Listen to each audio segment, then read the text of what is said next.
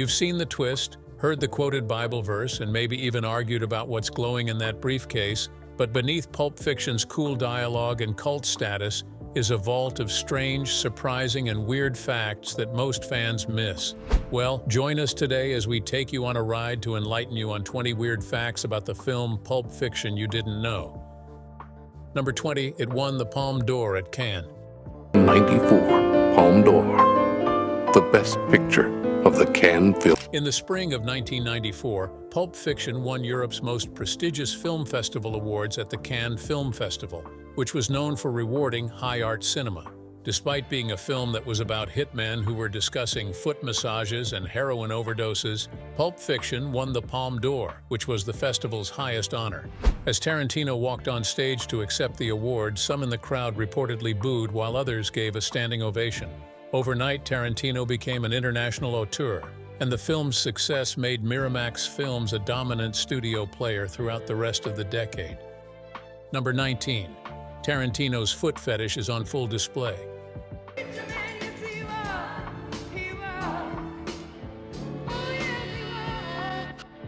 Quentin Tarantino isn't just known for his sharp conversations, he's also famously fixated on feet. Pulp Fiction may be one of the most obvious examples of that obsession he has playing out on screen. Throughout the film, there were a large number of pictures of women's bare feet. Most memorably, it was Mia Wallace, who was played by Uma Thurman, walking barefoot across the floor of Jackrabbit Slim's before her dance with Vincent Vega. When she lay on the couch later after getting high from snuffing heroin, the camera favored her feet. However, it didn't stop with Mia. Fabienne, who was Butch's French girlfriend, was introduced with an extended shot of her bare feet in a hotel room. There was also the popular conversation between Jules and Vincent about foot massages.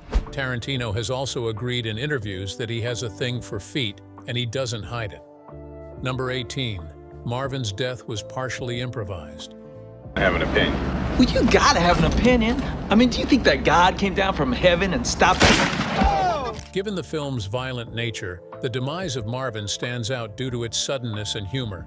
The scene, which came in after Vincent Vega and Jules Winfield survived a shootout and were driving away with a young man named Marvin in the back seat of the car, showed them casually discussing fate and miracles. Vincent turned to ask Marvin a question and accidentally blew his head off. Many fans didn't know that most parts of the conversation and reaction in this scene were improvised.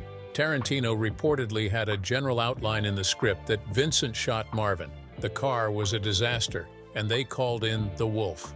When the cameras rolled, Samuel L. Jackson and John Travolta were bouncing lines back and forth with spontaneous intensity. It was supposed to be Jackson's, "You hit a bump or something?" and Travolta's defensiveness, "I didn't mean to shoot the son of a B***, the gun went off," but these weren't delivered according to the script. Instead, they created a dark comedy moment that became one of the most quoted scenes in Tarantino's catalog. Number 17. Harvey Keitel shot his scenes in just 2 days. You're Jimmy, right? This is your house? Sure is. I'm Winston Wolfe. I solve problems. When Harvey Keitel appeared as Winston the Wolf, he owned it because he was meant to be the calm one, who was sharply dressed and efficient. As he arrived to clean up the bloody mess that Jules and Vincent had made, he was handing out instructions like a military general. The character was so iconic that many assumed he played the role countless times for it to be so iconic. But here's the twist. Keitel shot all his scenes in only 2 days. The Wolf's entire presence in Pulp Fiction, from his first phone call to the final handshake, was filmed in 48 hours. According to the producers, Lawrence Bender and Tarantino himself, the tight schedule was due to Keitel's limited availability, as he was involved in other projects, and agreed on the condition that it would be on a strict timeline.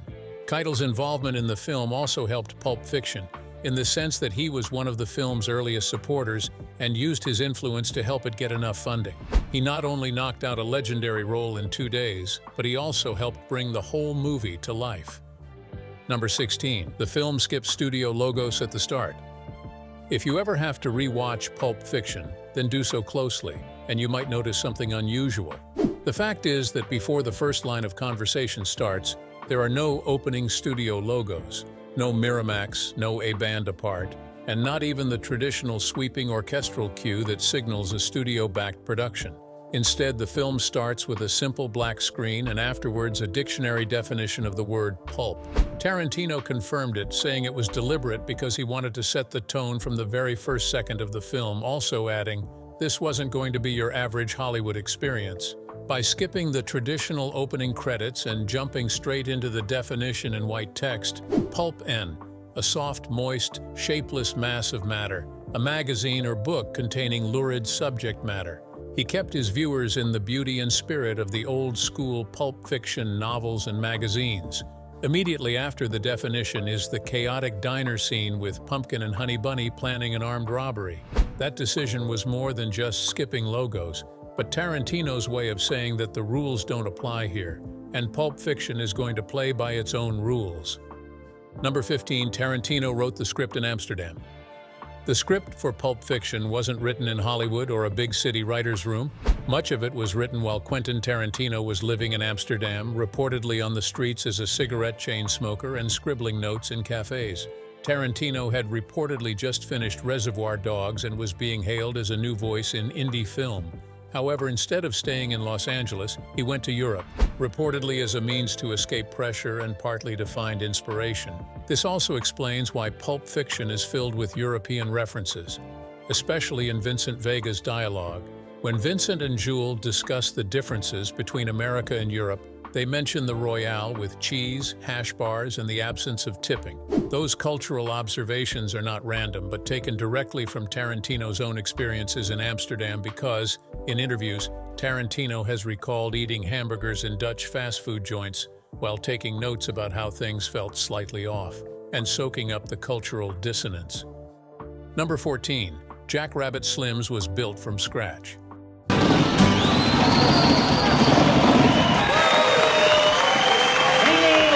One of the most important set pieces in the film Pulp Fiction was the restaurant Jackrabbit Slims, where Vincent Vega took Mia Wallace for dinner, and an unexpected twist occurred. With its Elvis impersonators, Marilyn Monroe waitresses, old movie car booths, and checkerboard floors, the place felt so real that many viewers assumed it was shot in an actual 1950s diner somewhere in Los Angeles. However, the truth is that Jackrabbit Slims didn't exist and was completely built from scratch on a soundstage in Culver City, California. Reportedly, it was specifically designed to match Tarantino's vision of a pop culture fever dream. The set became so legendary that there were replicas of it in real life around the world after the film's release. Number 13, Bruce Willis took a pay cut for the role. By the time Pulp Fiction was getting ready for production, Bruce Willis, who was already a Hollywood top star because of his roles in blockbusters like Die Hard and The Last Boy Scout under his belt, got major studio salaries. He was already used to headline roles with big action set pieces and hefty checks. However, the unexpected happened when he signed on for Pulp Fiction. Now, because Pulp Fiction was an independent film with a tiny budget, he did something unexpected, which was accepting a reduced fee just to be part of it. Most Hollywood insiders saw it as a career gamble, but Willis, despite Reservoir Dogs being a modest success, Tarantino wasn't yet a trustworthy name. He agreed to play Butch Coolidge, a boxer who had no luck but adhered to a code of honor, and it paid off. It gave Willis the chance to act in a more grounded role than his usual wisecracking action hero. Number 12. Mia's overdose scene was filmed backwards. Do you remember Mia Wallace's heroin overdose scene after mistaking Vincent Vega's heroin for cocaine and snorting it, which made Mia collapse in his arms with blood streaming from her nose and her body convulsing, following an urgent, chaotic dash to his dealer's house, concluding with a terrifying scene where Vincent jams a syringe of adrenaline straight into her heart. 2:21 to 2:31. That scene showed a moment of pure cinematic tension. But what most people don't know is that the instant when the needle went into Mia's chest wasn't filmed the way it looked. The needle never went toward Uma Thurman at all because the shot was filmed in reverse for safety. Here's how it worked. John Travolta already had the syringe pressed against Uma's chest, then pulled it upward quickly as if withdrawing it. The footage was reversed in production to create the illusion that he was stabbing her with it. A simple trick yielded a brilliant effect with no CGI or digital trickery. This technique was to make sure that Thurman wasn't hurt, and it also avoided the need for risky prosthetics or dangerous setups. It also added a strange, almost dreamlike energy to the moment, which blended well with the film's tone perfectly. The reversed motion gave the jab a stiff rhythm that enhanced the horror and discomfort of what was happening. Number 11. Travolta improvised his famous dance. Went down, the rapid tempo of the music fell. Watching John Travolta's Vincent Vega slide across the floor with a cigarette in one hand and Uma Thurman's Mia Wallace following his every move for those who have seen the film is truly remarkable and unforgettable. However, what many fans don't know is that Travolta's dance was largely improvised, and much of its charm was from how weirdly uncool it was. When Tarantino wrote the scene, he reportedly had one goal, and that was to pay homage to the 1960s dance contests and vintage pop culture, because it was the kind of thing you would only ever find in the pulp magazines and TV shows that inspired the film. He reportedly also had a very specific idea of what the dancing should feel like. According to interviews with both Tarantino and Travolta, the director gave him just one piece of direction: "I want you to dance like you did in Saturday Night Fever. Only difference is this time you're high on heroin and trying not to look cool." Travolta took that idea and ran with it by layering his twist moves with nods to classic dancing, adding moves from the Batman TV show, The Swim, The Monkey, and even some moves he made up on the spot. Travolta has reportedly said in multiple interviews that he was thrilled to dance again on screen, especially since it was the very thing that launched his career in Saturday Night Fever. Number 10. The Bad Mother *Cocker wallet was Tarantino's. One of the funniest props in the Pulp Fiction film was Jules Winfield's wallet. After delivering his righteous fury speech and taking back control of the diner robbery scene, Jules told Pumpkin to retrieve his wallet from a pile of others. When Jules asked which one was his, he casually said, "It's the one that says Bad Mother *Cur." There it was, a plain brown wallet with those words embroidered right across the front. What many people don't know about that wallet is that it didn't come from a prop department. Yes, it wasn't made for Samuel L. Jackson or his character. It belonged to Quentin Tarantino himself, and that wallet was something Tarantino had reportedly gotten for himself from a novelty store long before the film was made. He reportedly loved it so much, but still decided to give it to Jules because he believed that it perfectly showed the character's transformation from being a cold-blooded hitman to a calm, reflective shepherd who was walking the earth. Following the film's release, the wallet became so famous that its replicas reportedly flooded the market. And to this day, they say that you can still buy a Bad Mother Air wallet online. But only one of them is the original, and it started in Tarantino's back pocket. Number 9. FK is said 265 times.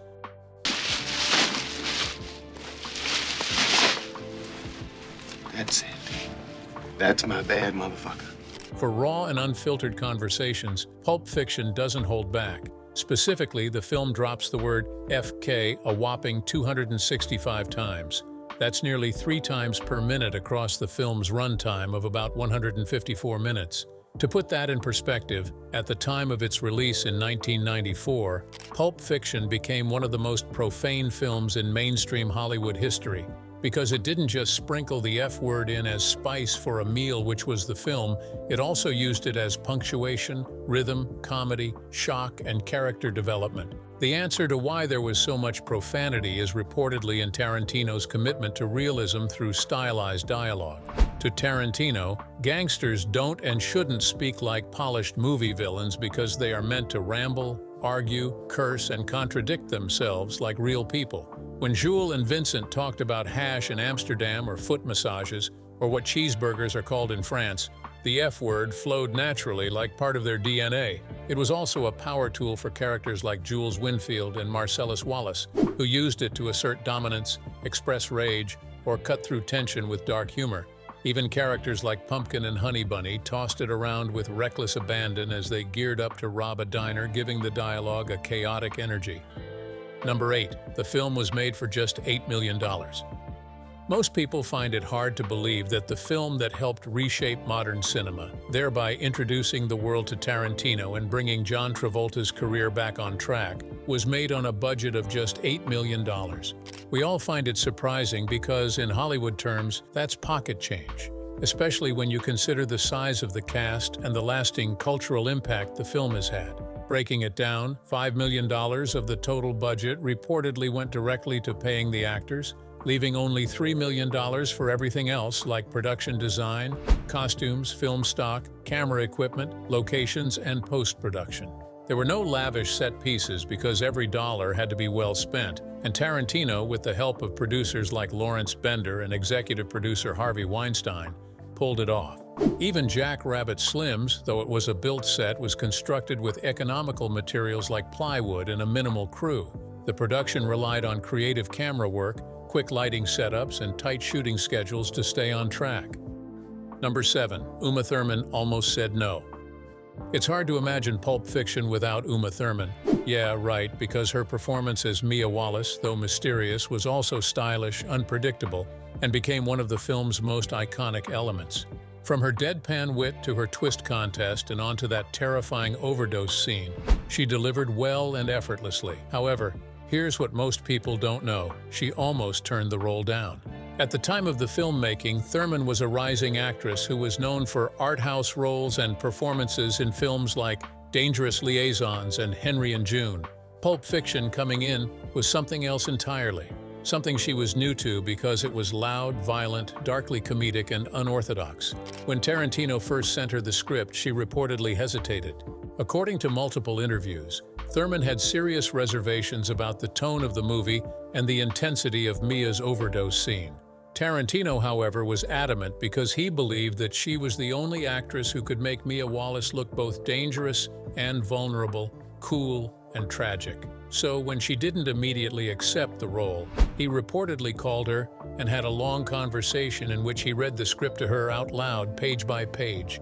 She was moved by Tarantino's commitment and finally agreed, thereby throwing herself into the role with full dedication, collaborating closely on the character's look, her voice, and especially that iconic black bob haircut. The result was a performance that defined her career and turned Mia Wallace into a fashion icon and a Halloween costume. Her decision to take the risk paid off by earning her an Academy Award nomination for Best Supporting Actress, and her collaboration with Tarantino didn't end there as they later reunited for Kill Bill, where she played yet another unforgettable character as the bride. Number 6. Tarantino wanted to play Jules himself. Before Samuel L. Jackson turned Jules Winfield into one of the most interesting characters in movie history, there was a moment when Quentin Tarantino planned to play the role himself. Tarantino wanted to be the philosophical hitman with a penchant for biblical vengeance and cheeseburger critiques. Most people might want to know why. It is reportedly because Tarantino had always been an admirer of low-budget cinema, where directors often starred in their projects. He was also a fan of writing roles for himself, and back then, before Pulp Fiction became a cultural monolith, the idea didn't seem outrageous.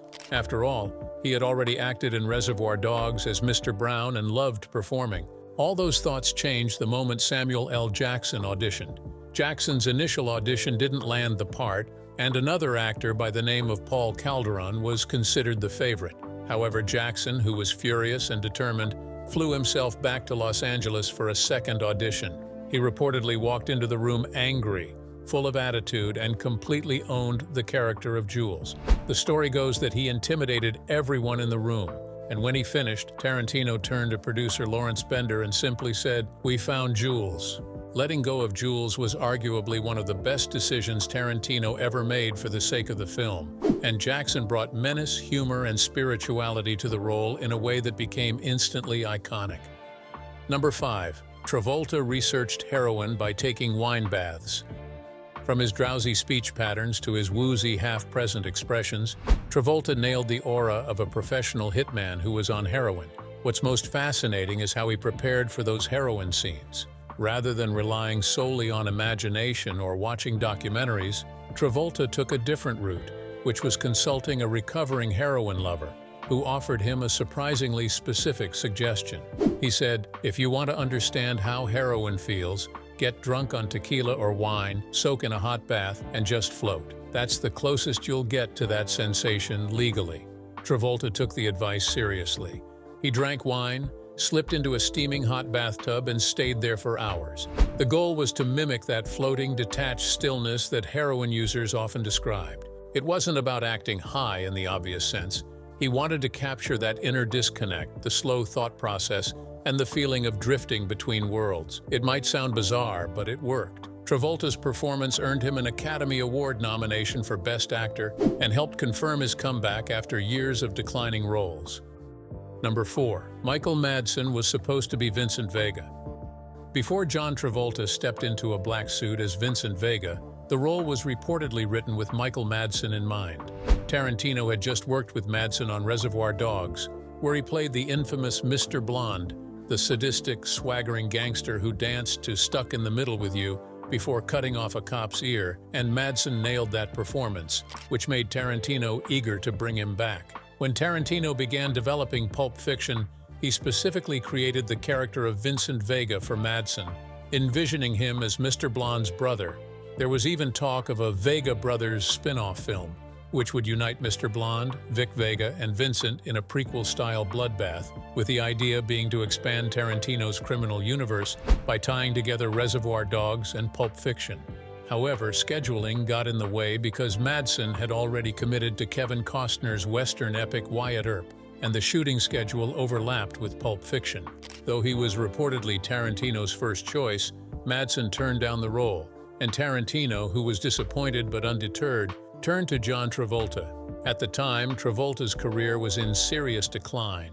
He was known mostly for his glory days in the 1970s film Saturday Night Fever and Grease. He had spent his 1980s and 90s in forgotten titles. Meanwhile, Michael Madsen reportedly later expressed deep regret for missing out on Pulp Fiction, admitting in reported interviews that it was one of the hardest professional decisions of his life. Number 3. Samuel L. Jackson nearly lost his role.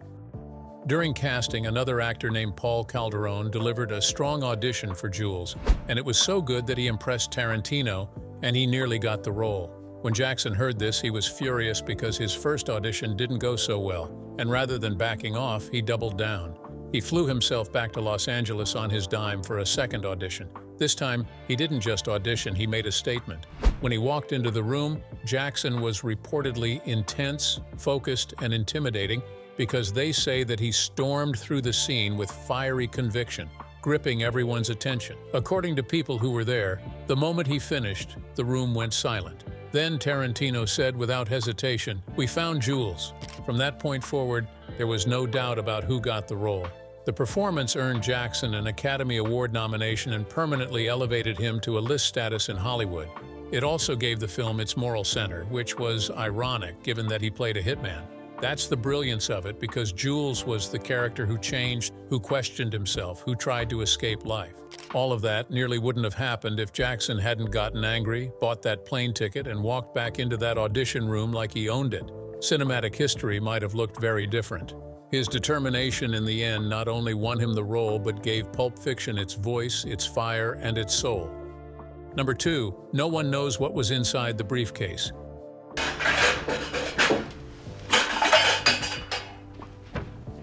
The most famous mystery in all of Pulp Fiction is the briefcase, yes, that golden object that drove so much of the plot. The object that Vincent and Jules were sent to retrieve, and Pumpkin and Honey Bunny tried to steal. Marcellus Wallace wanted it badly, but the shocking part is that we never found out what was inside. When Vincent opened the briefcase, all we saw was a golden glow shining up on his face. He said only one word, "Beautiful." And just like that, Tarantino locked the audience out, refusing to explain, making for theories to explode immediately. Some believed it was Marcellus Wallace's soul, because of the strange detail of the band-aid on the back of his neck, which was supposedly where the devil would have extracted it. According to this theory, the briefcase glowed because it held something divine or metaphysical, which explains why the lock combination was 666, the number of the beast according to the Bible. Others argued that it was gold bars or diamonds, while some believed it was just a plot device with no real content that was created to move the story forward. The truth is that, according to Tarantino and co-writer Roger Avery, there was never anything specific inside the briefcase. It was meant to be ambiguous, deliberately left to the audience's imagination. The golden glow was a light bulb that was rigged inside the case to give it a heavenly, mysterious aura.